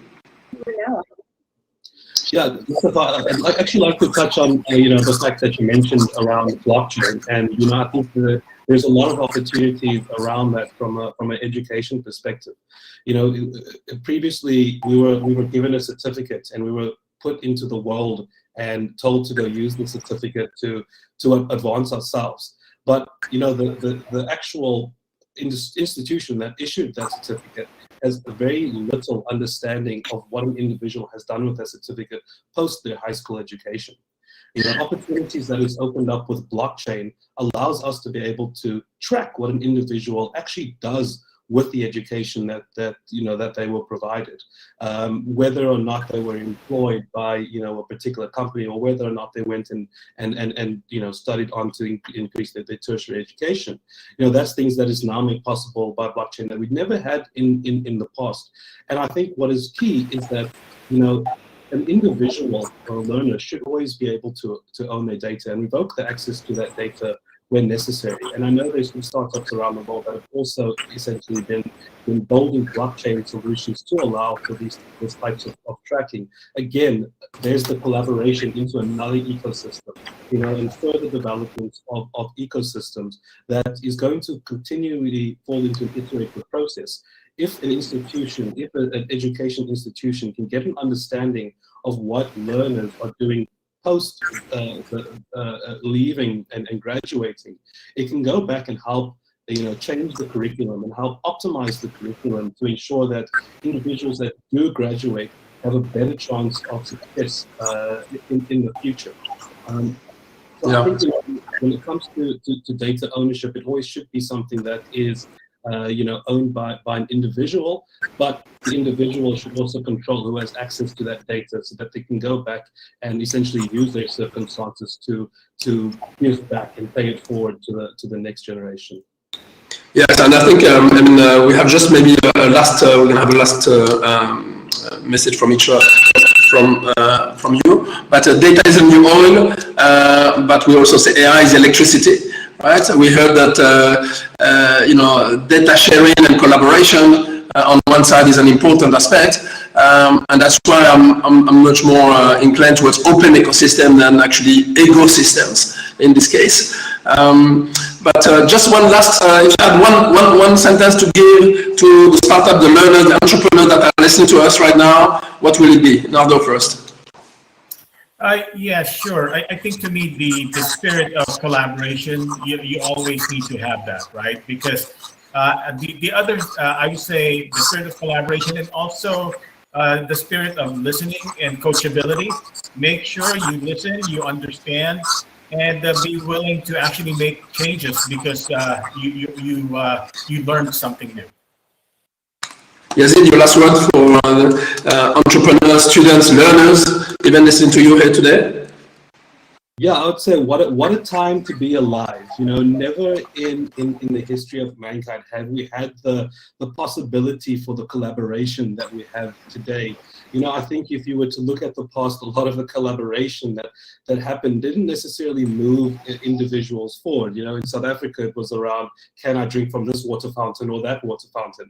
We've now crossed that barriers, and we're now essentially in a place where, you know, the world is connected.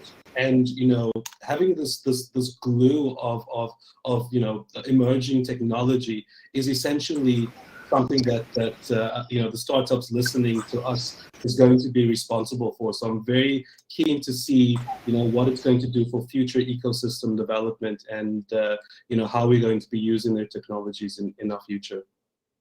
Thank you very much. So yes, technology is driving ecosystems. Collaboration is really the key to scale it, and therefore collaboration means human inside. Thank you very much, everybody. Thank you. Be safe, be aware, be part of the future. See you soon. You are now. Thank you, Mustapha, and thank you all for the lovely panel. Thank you for coming and for accepting the invitation. This was a great panel. And now we have Shivam joining us for the first time today. He was working more on the technical side of the event for the last few days, but now that we are almost finishing, he joined and he will introduce the final panel. Yeah, finally, we are towards the end of the day, last panel, which has been you know, most awaited, I think. But I would like to first thank Mustapha and you know, Yazeed and Nardo to talk about and, you know, very neatly knit into the next panel that we are going into.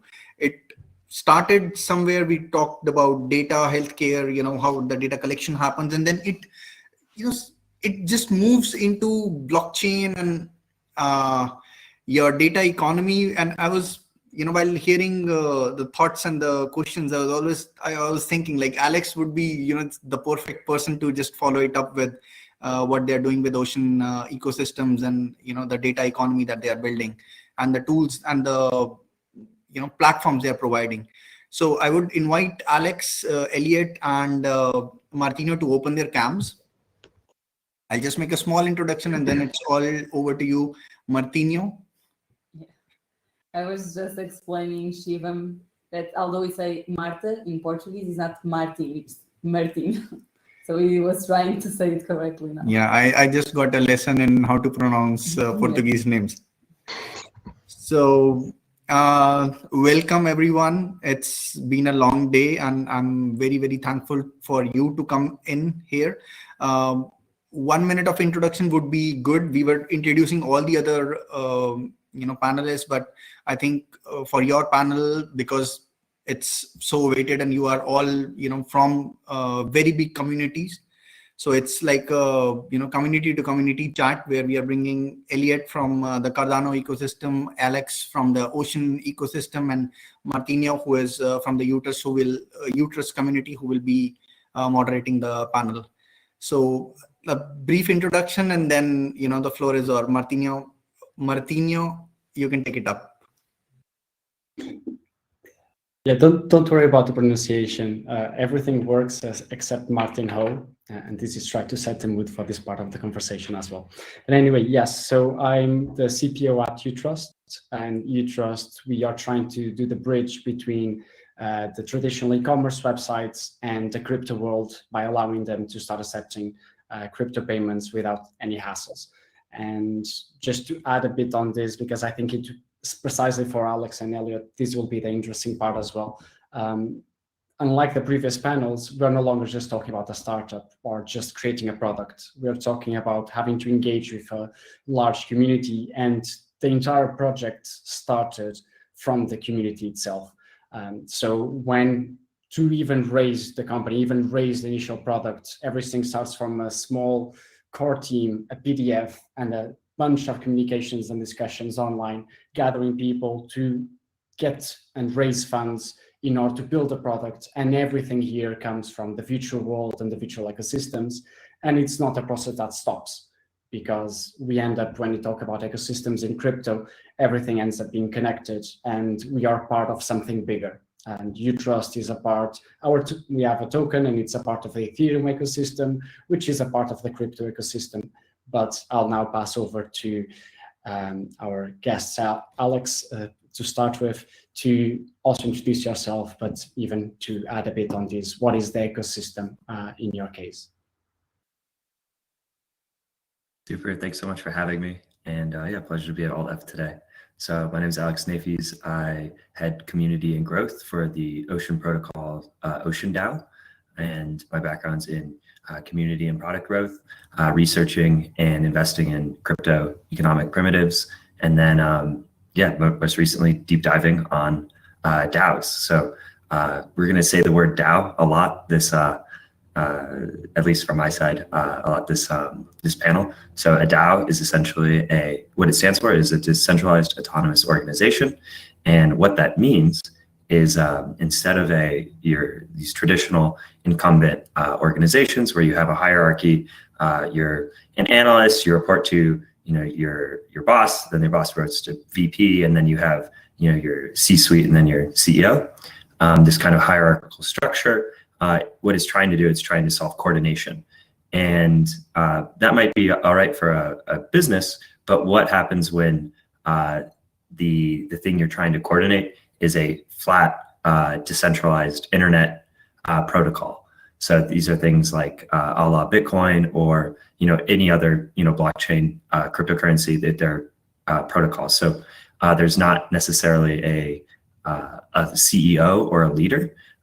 It just by nature of having that cryptocurrency, you are in that community. So since it's that way, it's flat. So anyone who has it, you're a member. So how can you actually start to coordinate people in this just by nature of having that token holding? So that is essentially what a decentralized autonomous organization is. How do you solve coordination amongst your protocol in a leaderless, permissionless fashion where anyone can just show up? So that's kind of the lens I view ecosystems through, as through kind of community first coordination of internet organizations. So I think we will end up touching more into the DAOs part because I think it's going to be one of the most interesting examples precisely for the topic that we have today for the panel.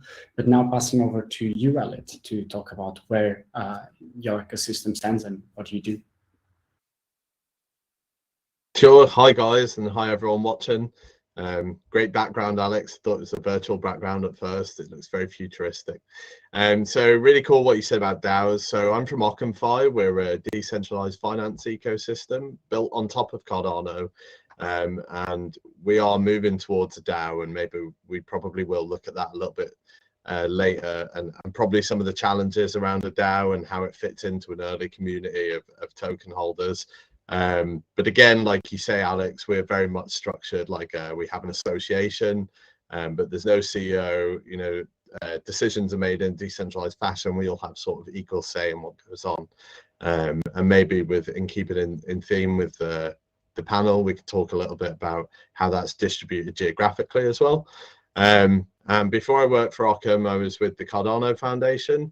Again, transitioning, again, a Swiss foundation, so quite a novel concept, there's a lot of, the Ethereum Foundation is also based in Crypto Valley Zug, and it's quite a new concept around blockchain companies, and there's not many traditional companies, finance or otherwise, set up in this sort of decentralized foundation way. And Cardano itself is also transitioning to DAO models through Voltaire, which is their next roadmap phase. And I think the key take-home message there is it takes a long time to build a DAO properly, and we've probably seen some DAO failures over the years, which maybe we could get into a little later. That'd be quite interesting. So yeah, really glad to be here.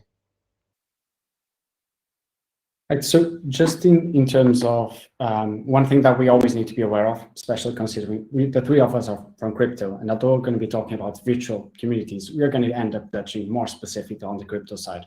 And it tends to be difficult when we might have audience that's not used to this community and the blockchain community when we talk about a lot of these terms. So I think it's just important for us to always be aware about this and be careful a bit. But mostly what I want to point out is, just for those who are not that used to, crypto is not just currencies. It's not just Bitcoin, it's not just Ethereum. And yes, currently there's a huge hype around the price volatilities and also recently about NFTs. But mostly where we stand is that these ecosystems in crypto end up creating different solutions to most of the existing problems regarding communication, organization. That was being one of those examples. And also precisely what Elliot with OCAM is doing about fundraising, for example. So there's multiple solutions that are built into crypto. And although there might be some of these terms, there's a lot more than just currency. And I want to lead this with precisely that. We started with a panel today on actual ecosystems existing in the real world, then leading to the technologies that allow us to have virtual communities. But now we have these solutions that we can build and already exist in the crypto world. So going deeper into the DAOs part, I think it would be interesting, Alex, if you talk more specifically about where does the Ocean DAO stand in relation to the overall ecosystem of the Ocean Protocol? Thanks. Yeah. So you can imagine, so Ocean Protocol is essentially Airbnb, but instead of having houses on your supply side of your marketplace, they're data sets. So anyone can come supply any arbitrary data set. So this could be Amazon e-commerce seller data, consumer data with the PII scraped out, weather data, autonomous car driver data, so any arbitrary data. And then it just works like a marketplace like normally. So what's cool about it is it's peer-to-peer. So if you go to, you're on the consume side, you go and buy one of these data sets or lease it, you're directly paying that provider of that data set. And there's not necessarily that middleman fee. However, what's really cool, this is where the DAO comes in, which governs the actual, the ecosystem of, the Ocean Protocol of that marketplace. So as the transactions go through, we take a small little fee, a rate, and we put that into a treasury. And that treasury is actually governed by the Ocean token holders themselves. So, and this goes with, most cryptocurrencies. So at first, when you get a cryptocurrency, you think about, A, the price volatility or the speculation. So you're just kind of, in it for that aspect. And then the second, once you get a little more educated, you'll start to learn about, the utility of that cryptocurrency. So in Ocean Protocol's example, you actually can use the Ocean token as the medium of exchange to buy and sell those data sets, the utility of it. And like probably in Elliot's DeFi project, they'll have a native crypto token that in that DeFi decentralized finance product they're building, like you'll be able to use that token for some utility on that platform. And then, so the third thing, once you get past the utility, is learning about the governance. So it's like, oh, wow, it's not just speculation. It's not just utility. It also has this magical third superpower that is, the governance of that mechanism. So we take this fee and we put it in this treasury pot, and the token holders themselves get to vote on, what we're going to do with, that pot. So quite frankly, there's many different taxonomies to break down a DAO, right? So this is just one implementation of how a DAO can be ran. So this is DAOs can be private. So you could have your own kind of in the corner of the internet, your own private little club or big club, and you can invite people to, and you can share and govern a wallet, amongst yourself. Or in this example, hey, this is permissionless. Anyone can come buy the Ocean cryptocurrency off of exchange, and just by nature of having it, you now can have a say on what that what that treasury can do. And then as DAOs are evolving, there's different tooling that is coming out to actually okay, I have this cryptocurrency, how do I actually interface with the UX, the user experience, to actually go and vote on things? So the tooling to actually do this interfacing is also evolving. So how the protocol and the the DAO or the ecosystem kind of they work together is as people vote with their ocean tokens on that treasury, they want to vote on projects that can have a positive ROI to the ocean protocol marketplace itself. So if we're able to do that, then it's like, oh, you get a $10,000 out of the treasury, you now can create $50,000 worth of value, let's say, and then that portion of that value created then goes back into the treasury, and you can vote on more things that can create positive ROI. So it creates this kind of self-sustainability loop as more and more people are transacting on the marketplace. So to try to simplify one of the part of it, because there's a lot involved there, obviously, it allows individuals, this community in the crypto that has the ocean, to influence the strategy, and they will have, precisely because that's an advantage for them, they will have the interest to get return on investment. So, but they are able to directly, with full control, because that's part of our principle, no one can take that power out of them. They're able to influence the strategy. But now, leading to you, Elliot, I think it would be interesting, the same question, but precisely where OCAM is integrated within the ecosystem. Well, yeah, so our system seems quite similar to the one that Alex described, and that our users will eventually, our DAO isn't live yet, but they'll eventually be able to vote on new projects that come through the Okoroigwe Launchpad. So I would probably term this as like not just the evolution of voting, but also the evolution of value in itself. So we can actually put the value and the stake, as we would call it, that our users have in the protocol to work through voting mechanisms into a DAO. So we have a secondary part to Ockham, which is the accelerator program, and that basically looks at the most promising projects coming through Cardano and building on the Cardano blockchain. So I don't know if the viewers, if they're not familiar with Cardano, these are basically startups that are building using this particular technology stack. And we make funds available through Accelerator for them to launch for the Cardano blockchain. So I think actually one of the panel members you had on earlier today, Tiago, was from Card Wallet, and they were one of our Accelerator program recipients. And in the future, our DAO community will be able to vote on who gets these funds, and they'll be able to use their portion and their stake in our protocol to decide what comes all the way through, gets funding, builds and launches through Ockham, and then goes on to create value within the Cardano ecosystem. So we create value for our own token holders, but we also create value for the wider Cardano ecosystem, and then by extension blockchain itself. And I think the other aspect to that is that you can also have people on Cardano who own that token, and trying to put it in a non-crypto words is hard, but they're stakeholders of another ecosystem, but they can also participate in governance on our platform. So they can use their ADA, and we're looking at ways that they can use their ADA to say, okay, we would love this project to receive funds from an accelerator, come through your ecosystem, launch and be successful, and then benefit our ecosystem.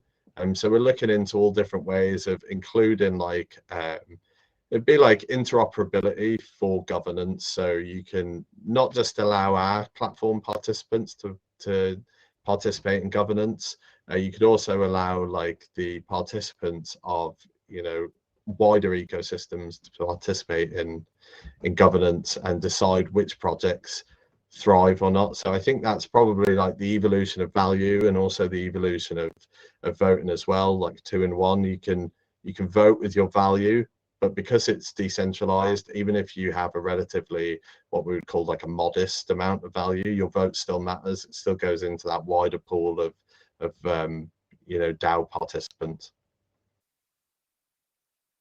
Because obviously we're very short on time, I have basically two questions that I think would be interesting for us to go through. One of them is picking up from the first panel, which was the ecosystems in the real world. I want to get your opinion about something that was said there. Obviously, this is in the context of the ecosystems in the real world. But they said that the longer the distance, the less trust. That close-knit networks need to exist in order to disrupt the existing markets. And that ecosystems are conditioned by geography. So obviously, for both of your cases, you're very sustained by the community. So what's your opinion on this? And going back to Alex. So this is what's really marvelous and really special about decentralized internet communities. Because everyone can show up permissionlessly, like we don't need permission from anyone to show up and start participating in these crypto networks. And whatever that crypto network is, whether it's what Elliot's building, whether it's Ocean, or any of these crypto networks, you can just show up. And because the software is codified, so the code is law, it's absolute. That code itself is the flag in the ground that everyone is coordinating and rallying behind. So because everyone has this beacon that is the playbook that everyone's running by, you can have all these different people from all over the world that can show up, and it's the mechanism, it's the code itself that is coordinating everyone, that instills that trust. So there's this expression from Naval Ravikant. He says, individuals search for truth, but groups search for consensus. And in blockchains, it flips it on its head, because it makes groups, it allows groups to actually be truthful, because the premise or the flag in the ground that they're all coordinating behind, they're all coming to the same playbook. They're all running the same script. And like very simply, anecdotally, is Bitcoin, for example. Like everyone's running the same, all the miners in Bitcoin are running the same Bitcoin script, right? So if you were to run invalid Bitcoin code, like you can't get your transactions into the Bitcoin network. So therefore, you can look to Bitcoin, and that the ledger of what the transactions are is truthful. You can look to it because everyone's running the same code, and it goes for most crypto networks to coordinate this way. And that's why you can show up and permissionlessly and have this trust baked in already to the system. And that's why you might hear sometimes they call crypto networks trustless systems, because the trust is already baked in. So you don't need to trust anything, because it's already there. Thank you. And passing to you, Elliot. Sure, yeah, I think Alex did a really great job of saying, we've got these trustless networks on blockchain, and perhaps like just looking at more the geographically trustless approach now, and how work is changing, and how it changes not only with communities, but how we work as blockchain companies. I think the blockchain is at the forefront of not just remote working, but remote working where you've never met the people that you're working with. And that's such I'm sure there are blockchain companies that they have met each other, but I've worked in blockchain since 2016 now, and I have met in real life a handful of people that I've worked with at companies. However, the relationships that I have with people that I work with are oftentimes much stronger, and I can know that I can rely on them much more than like office-based workplaces. And I think that blockchain is at the forefront of that remote working and community building, revolution, because it is a revolution of working. It was something that we saw with the COVID-19 pandemic.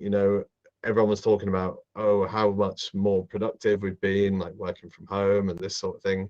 And blockchain people were like, well, we've been doing that for years, like we've been working from home for years.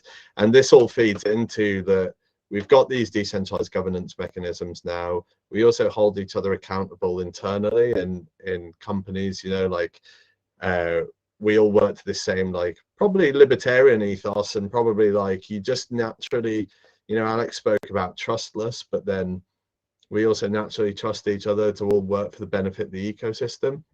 And I think that's what happens when you have these like large communities coming together, working around a central problem, trying to solve like we're all trying to solve the same issues around value. And even from the early days of Bitcoin, you had these little forums of people all trying to work and solve the same, you know, on-chain issues. And that ripples out. It ripples out not just into teams, but it ripples out into the communities as well. Generally, you know, you've got like your people who are in it for pure profit. They're always going to be there. And then you've got a lot of people who work incredibly hard for blockchain projects, and they're just token holders, or they're just like interest groups. And you make friends, you make like new colleagues. And I think that's one of the most interesting things about blockchain, is the way that it's built decentralized communities and managed to grow to such magnitude. And a lot of these people like have never actually met each other in real life. And I think that could be the blueprint of companies in the future. And I think we could look back and say, you know, 50 years and say, well, blockchain was really on the forefront of how the modern company is going to be. You don't necessarily have to, you know, so for instance, I live in North Wales. I go down to London quite regularly, but I'm quite isolated. But, you know, at any given time, I can pick up the phone and know exactly where we are, what we're working on, and what we're doing. And I think that's going to be the transformation of work and communities. And I think blockchain has always been at the forefront of that. So it's really interesting as an industry to work here. But yeah, that's what excites me about blockchain. I think it can be the blueprint for the future of work.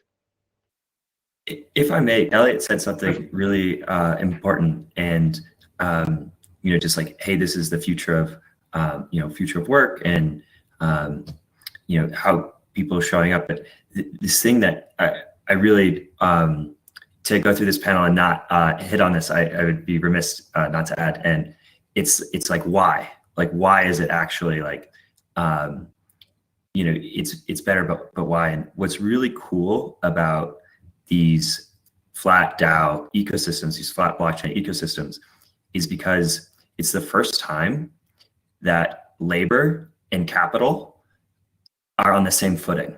So if you show up and provide, you know, like work to this ecosystem, you can be rewarded explicitly like that, you know, for that work you provided, that value.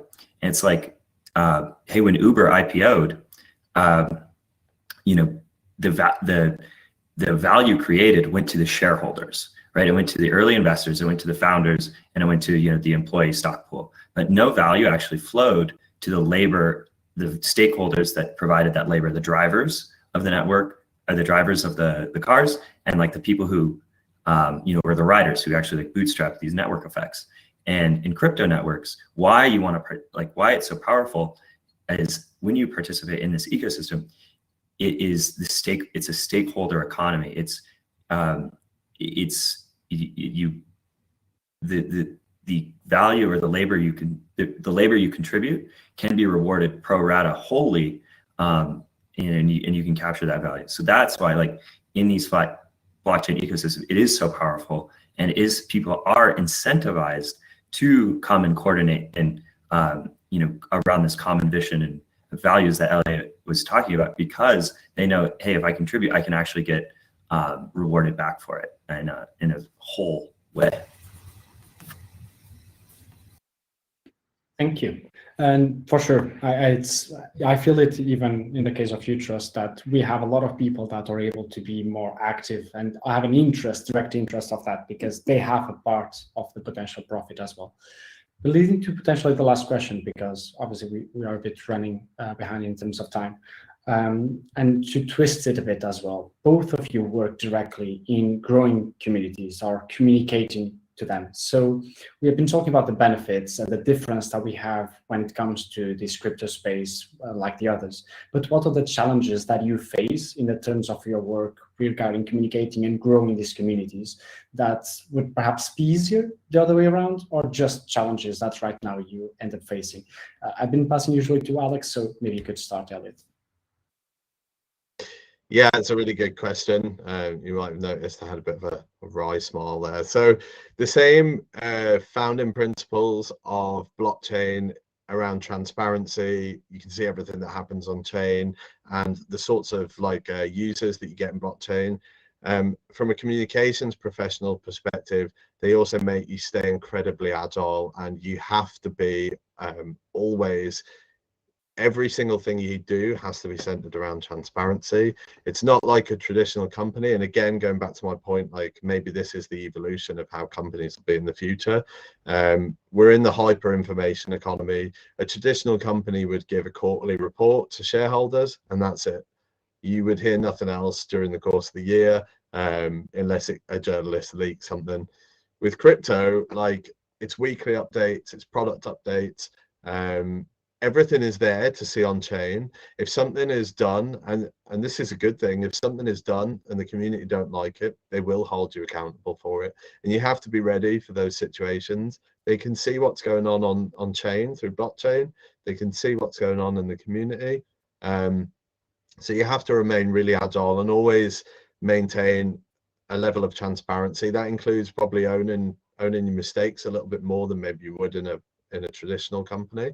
And it also includes, making sure that everything you do is done with your community in mind and with consultation on the community. This links right back to what we discussed at the start with DAOs. Eventually, you can bring in these voting mechanisms. So no action that's taken on chain is done without the consensus of the community.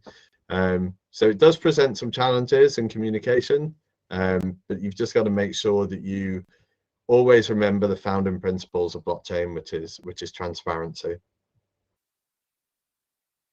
Alex? Totally. So our Ocean Protocol core team in our community thinks about this daily, right? And it's not your typical traction Web2 playbooks. While those are fantastic to lean into as reference, it's quite frankly it's really hard, right, to figure out how to grow these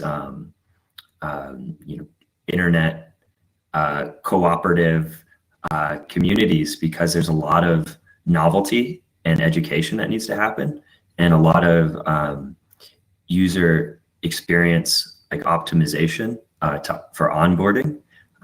There's a lot of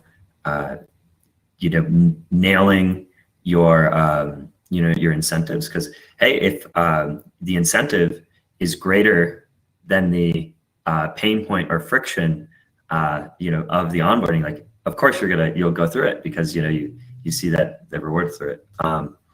But yeah, just thinking about how to grow these communities, and what that actually means is, and we were talking about the treasury earlier, and people like submitting ideas for the treasury. So getting more people submitting things they want to build, using the grant funding from the treasury for Ocean Protocol. As we talked about earlier, people have the tokens. So how do we educate them that, hey, you can actually, there is governance. It's not just speculation on your token. You can actually activate, and so activating your token holders to participate in governance.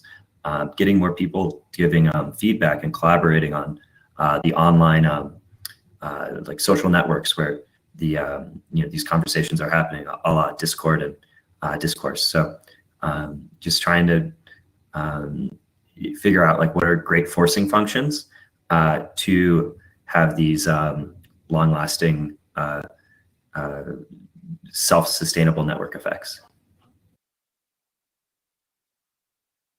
Thanks. And for the last thing, so a very quick call to action in just 2 sentences. What are people missing out the most in terms of why haven't they joined this community? So what would be your call to action in order to bring more people into this space and these ecosystems? So back to you, Elliot. Yeah, that's a good question. So our call to action probably as a platform would be, you can participate in the ground floor of what could be the companies of tomorrow. So it's sort of like the .com bubble. I wouldn't compare it to that because, I think actually the blockchain space had its bubble in 2017, and now we're in the realm of serious builders. The protocols that lasted through that crash are still here. And then, so there's that opportunity to participate in an ecosystem which is still in its nascency. It's still growing. And the second call to action, obviously for us, token holders are important. If you buy and stake our token, you can participate in our ecosystem. But, for people watching this who might not be crypto savvy or crypto native, you don't have to buy or invest in cryptocurrencies straight away to participate in an ecosystem. You can go read forums, you can learn all about blockchain, you can even use some apps without necessarily interfacing with what you would term as assets on the blockchain. So there's tons of stuff out there. You don't just have to go and buy Bitcoin to use blockchain. So yeah, just plunge in, have a look at the apps that are available on blockchains, and yeah, just learn some more. We're still really early days. Alex? Yeah, yes, and to everything Elliot said, and really, I was finding just something you're intrinsically passionate about, right? Like whether that's football to painting to chess or data or decentralized finance, right? There's an internet community for that. And what's cool is that internet communities are slowly going to, how do you coordinate internet communities? They are naturally going to trend towards these DAO models because of the efficiency which they do solve coordination failure. So finding something just you're intrinsically passionate about in an internet medium, and then I have a thesis that being involved and activated long enough in that community, it will eventually transform into a DAO model because of just it's so much solving coordination is just so much more efficient in these systems. And then voila, you'll have some crypto. And also, yeah, definitely go buy, not definitely, but no financial advice. But yeah, if you don't have any Bitcoin or ETH, those are like great, first steps into, learning a little bit more about what these things actually are. So having some skin in the game is cool. So thank you both for your contributions. I hope that everything that you've been able to share has been enlightening for those who have participated and have been listening, and we haven't gone too deep technical wise for those who are still getting into and understanding a bit more that what is crypto and what is blockchain in general. And so passing over to our organization again. Thank you. Thanks, everyone. Thank you very much. There is one thing that Martha noted, and she spoke to me that, okay, in blockchain community, I think it's fashion to have big headsets. So thank you, Alex. Thank you, Elliot, and thank you, Martinho, to facilitate this, sum up of the summit. In fact, I took, something that just outshined everything. If we were to, put a tagline to Alt Future as a, project or as a initiative, it would be a blueprint of future of work, right? So what we did today was, bringing the players from education, from corporate and ecosystem builders to come and brainstorm about what the future is going to look like for people. Okay, not for technology, not for something else, but just people development, which happens, mainly into the HR piece where, people are either developing their careers, or in the education field where, universities are developing talent. So blockchain being a future, but decentralized autonomous organizations, this is, these are concepts which are coming up, which communities, ecosystems, evolution, what future holds for people who are coming into the real world, as they say, for their careers. So thank you again for everyone who participated, for everyone who is viewing, for everyone who has organized. I will take a few moments to thank Martha and Maria to put in all such effort to train people for last 4 months that we were working with the trainees, and coordinating with so many partners like Tools for Edu, Certain, Hop, Utrust, Treasure, Startup Portugal, communities, then our own incubator, University of Aveiro, Data Union, World Data League, projects from Ocean Ecosystem who came and who participated to show their work. Of course, BGI, Ad hoc School, so many others who have silently or actively supported the event. So I will give just last few words to Martha, and then we close the summit. It has been a great experience for us.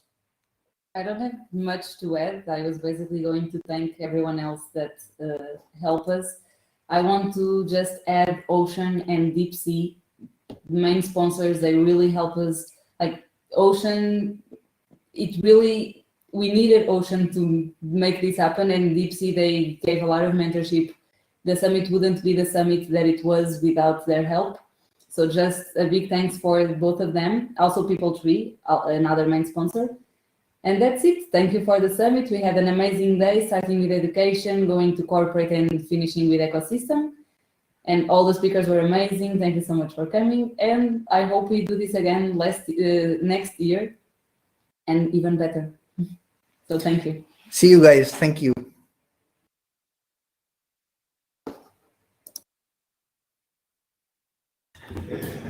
Amazing.